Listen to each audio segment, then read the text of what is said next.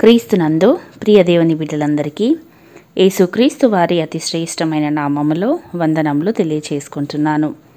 నేటి దిన ధ్యానాంశము తెస్సలోనికయులకు రాసినటువంటి మొదటి పత్రిక 4వ అధ్యాయము 7వ వచనము. పరిశుద్ధులగుటకే దేవుడు మనలను పిలిచెను గాని అపవిత్రులుగా ఉండుటకు పిలువలేదు.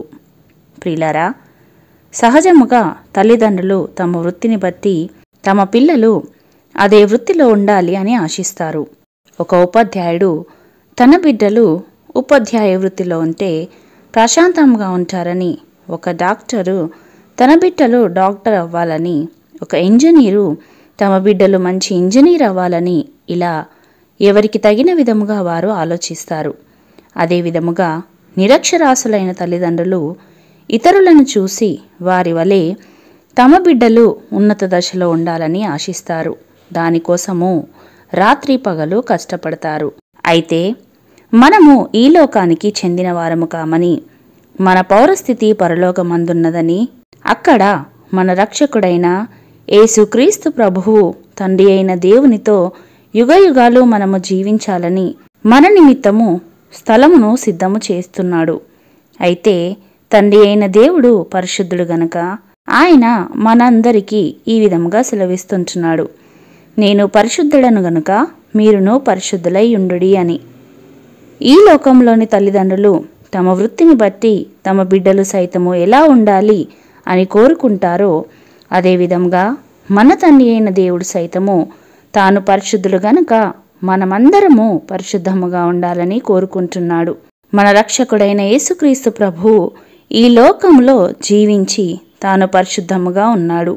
తాను తండ్రి చిత్తము నెరవేర్చారు గనుక మనలను కూడా తండ్రి ఎదుట పరిశుద్ధులుగా నిలవబెట్టాలని కోరుకుంటున్నాడు. ఇక్కడ మనము గమనించినట్లయితే దేవుడు అనేక మార్లు నేను పరిశుద్ధులను గనుక మీరును పరిశుద్ధులై యుండుడి అని సెలవిస్తుంటున్నాడు. అదేవిధముగా మనము తన ఎదుట పరిశుద్ధులమును నిర్దోషులమునై ఉండవలనని జగత్తు పునాది వేయబడక మునుపే ప్రేమ చేత ఆయన క్రీస్తులో మనలను ఏర్పరచుకొనెను. కలంకమైనను ముడతయైనను అట్టిది మరి ఏదైనను లేక పరిశుద్ధమైనదిగాను నిర్దోషమైనదిగాను మహిమగల సంఘముగాను ఆయన తన ఎదుట దానిని నిలవబెట్టుకొనవలెనని వాక్యముతో ఉదక స్నానము చేత దానిని పవిత్రపరచి పరిశుద్ధపరచుటకై దాని కొరకు తన్ను తాను అప్పగించుకొనెను.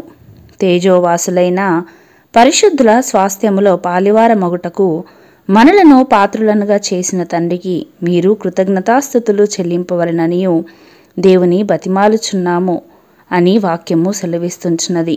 ప్రియులారా, ఇంతవరకు మనము విన్నటువంటి వాక్యములను మనము గమనించినట్లయితే పాపాత్ములమైన మనలను తన రక్తముతో శుద్ధీకరించి మనలను తన ఎదుట నిలవబెట్టుకోవాలని దేవుని ఇష్టమై ఉన్నది, దేవుని కోరిక అయి ఉన్నది.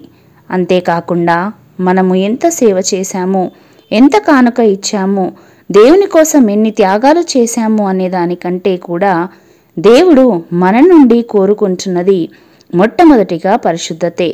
అట్టి పరిశుద్ధత లేకుండా దేవునిని మనము ఆరాధించలేము, సేవించలేము.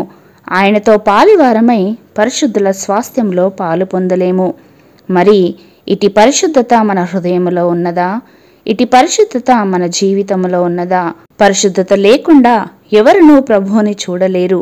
పరిశుద్ధత లేకుండా ఎవరు ప్రభువుని సేవించలేరు. పరిశుద్ధత లేకుండా ఎవరు ప్రభువుతో జీవించలేరు.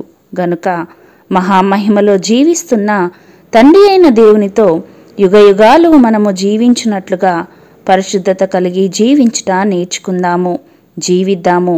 అట్టి ధన్యత దేవుడు మనలకందరికీ అనుగ్రహించులాగున ఆయనను వేడుకుందాము. ఆమెన్. ప్రార్థించుకుందాము. సర్వలోకమును మీ నోటి మాట చేత సృష్టించి సమస్తమును పరిపాలిస్తున్న దేవా, మీకు స్తోత్రములు. మీ స్వరక్తమిచ్చి మమ్మలను సంపాదించుకొని మీ సొత్తైన జనముగా పరిశుద్ధులుగా మమ్మలను చేసుకొనిన దేవా, మీకు వందనాలు.